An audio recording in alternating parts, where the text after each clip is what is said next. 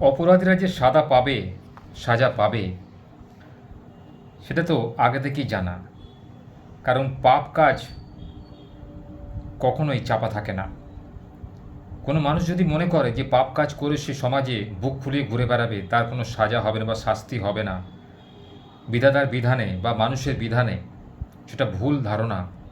কিছু মূর্খ ব্যক্তি যারা নিজেদের শারীরিক লালসাকে পূর্ণ করার জন্য কিছু অবলা মেয়েদের বা শিশুদের জীবন হানি করছে, তারা এটা ভেবে করছেন যে তাদের এই অন্যায় কেউ সহ্য করবে অথবা সমাজের বা প্রশাসনের বিচারে তারা শাস্তি পাবে না, কোনো দিন লুকিয়ে দেবে। তারা যে এতটাই মূর্খ, জানে না যে কোনো কাজ যদি মাথা গরম করে করা হয় রাগের বশে, সেই কাজে খুঁটনাটি ভুল হওয়াটা স্বাভাবিক।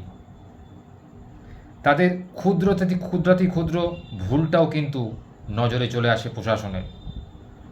কারণ কোনো ব্যক্তিকে যদি অপহরণ করা হয় কিংবা খুন করা হয়, সেই সময় আমাদের শরীরে যে অ্যাড্রিনালিন হরমোন কাজ করে সেটা কিন্তু ভুলভাল কাজ করে। কারণ উত্তেজনা বশেতে কোনো কাজ করলে সেই কাজে ভুল হয়।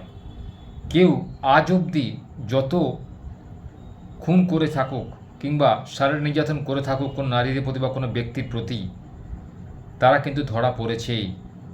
ইতিহাস লক্ষ্য করলে বুঝতে পারা যায়, জানতে পারা যায় যে এরকম পৃথিবীতে প্রচুর খুনের ঘটনা ঘটেছে যারা কিন্তু আইনের চোখে ফাঁকি দিয়ে খুব বেশি দিন বেঁচে থাকতে পারেনি।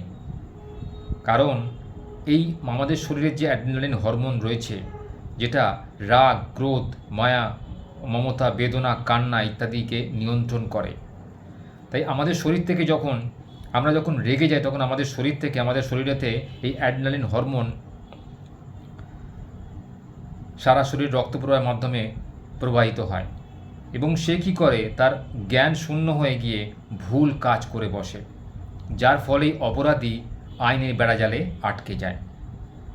তাই যারা ভাবছেন যে আপনারা পার পেয়ে যাবেন, তারা কিন্তু ভুল ভাবছেন। আইন কখনো শিথিল হতে পারে না। একদিন না একদিন যে ব্যক্তি অপরাধ করছেন ধরা সে পড়বেনই। আর আজকে বারুইপুরে ঘটনা প্রমাণ করে দিল যে সত্যি সমাজে এই ধরনের অপরাধীদের শাস্তি দেওয়ার জন্য এরকম বিধানই হওয়া উচিত। যেটা পৃথিবীতে একটা কি দুটি দেশ রয়েছে শরীয়তি আইন, যে আইন বলবৎ করা উচিত। কারণ সবসময় আইনের চোখে সাচ্চা সাজলে হয় না। মানুষ আজকে সরব হয়েছে অভয়াকাণ্ড দেখে বা শিখে। সেই দ্বিতীয় একটি কাণ্ড, বারুইপুর কাণ্ড দেখে মানুষ সচেতন হয়ে গেছে যে অপরাধ করলে যে আমার শাস্তি পেতে হবে তার কোনো ইয়ত্তা নেই, তার কোনো ফাঁক নেই। কেউ অপরাধ করে পালিয়ে বেড়াতে পারবে না। আইনের চোখে, বর্তমান সরকারের চোখে সমস্ত কিছু কিন্তু শাস্তি বিধানযোগ্য। উত্তরপ্রদেশ সরকারের মতো আমাদের পশ্চিমবঙ্গ সরকারও কিন্তু সেই পথে হাঁটতে শুরু করেছে। আমার মতে বলে এটি খুব ভালো যোজনা।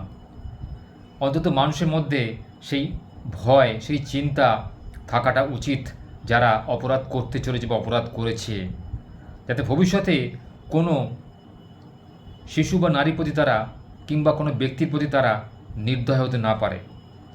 শারীরিক নির্যাতন, আর্থিক নির্যাতন এবং মানসিক নির্যাতন বা সামাজিক কোনো কারণে তার প্রতি নির্যাতন করা যে কতখানি অপরাধমূলক কাজ, তারা কিন্তু এটা হাড়ে হাড়ে বুঝতে পারবে।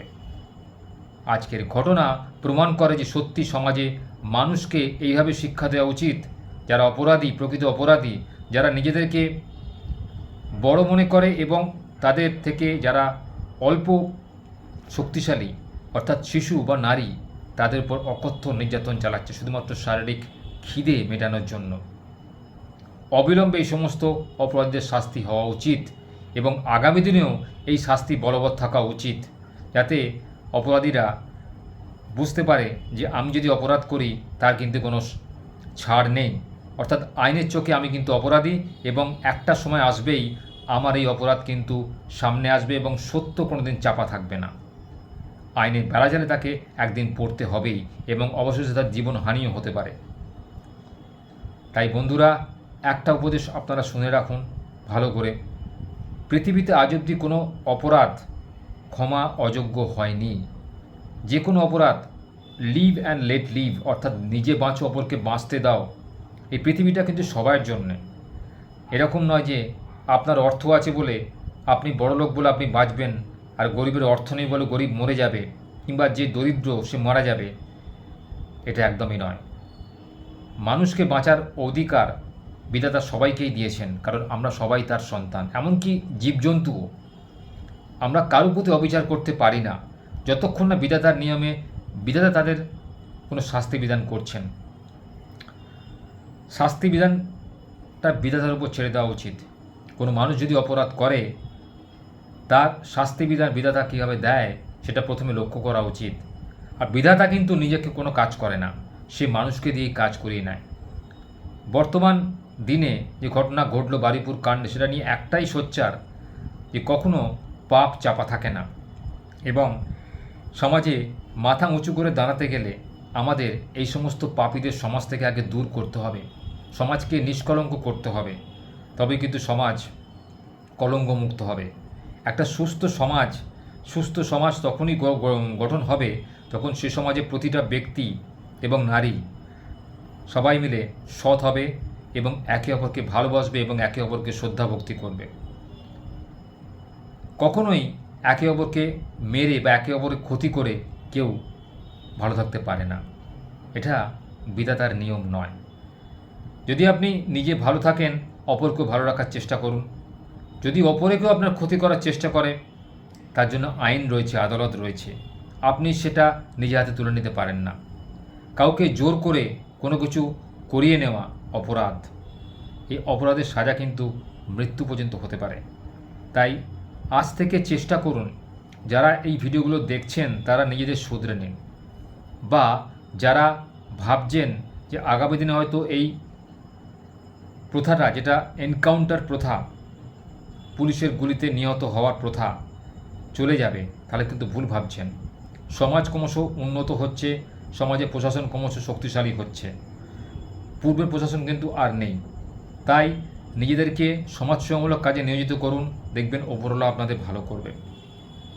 আজ অবধি যারা সৎ রয়েছেন, যারা ভালো কাজ করেছেন, তাদের কোনোদিন দেখেছেন থানার লকআপে, কিংবা তাদের বিরুদ্ধে কোনো নালিশ কেউ করেছে? কারা করেছে জানেন? যারা ভালোটা সহ্য করতে পারে না তারা। ঈশ্বরচন্দ্র বিদ্যাসাগর বিধবা বিবাহ প্রচলন করতে চেয়েছিলেন, নিজের পুত্রের সঙ্গেই এক বিধবা নারী বিবাহ দিয়েছিলেন। রাজা রামমোহন রায় যখন বিধবা বিবাহ প্রচলন করতে গেছিলেন, তাকে অনেক বাধাপ্রাপ্ত হতে হয়েছিল তখনকার রক্ষণশীল ব্রাহ্ম সমাজের কাছ থেকে। তিনি কিন্তু দমে যাননি। তিনি এই প্রথাটাকে সমাজে আনার জন্য আপ্রাণ চেষ্টা করেছিলেন। অবশেষে বিধবা বিবাহ কিন্তু প্রচলন হয়েছিল স্বামী বিবেকানন্দ নয়, ভুল বললাম, আমি ঈশ্বরচন্দ্র বিদ্যাসাগরের হাত ধরে। তাই আপনারাও চেষ্টা করুন সমাজে বাঁচতে গেলে কিছু সমাজ কল্যাণমূলক কাজ করার। কারুর ক্ষতি করবেন না, কিন্তু কারুর ভালো করার চেষ্টা করুন। দেখবেন ওপরওয়ালা আপনার ভালো করবেই। কারণ যে অপরের ভালো করে, অপরের শুভ চিন্তা করে, তার কিন্তু ওপরওয়ালা ভালো করেই। আর যে ক্ষতির চিন্তা করে, ওপরওয়ালা কিন্তু তার ক্ষতির জন্য রাস্তা খুঁজে রাখে। তাই বন্ধুরা, ভিডিওটার দীর্ঘায়িত করলাম না। নিশ্চয়ই আমার বার্তাটা বুঝে গেছেন যে অপরাধ করলে তার সাজা কিন্তু অবশেষে মৃত্যু পর্যন্ত হতে পারে। তাই অপরাধ করার প্রবণতা থেকে নিজেকে বাঁচান, নিজেকে সঠিক পথে চালনা করুন, সৎ পথে থাকুন, ভালো কাজ করুন, সুস্থ মনে থাকুন এবং সুখে থাকুন।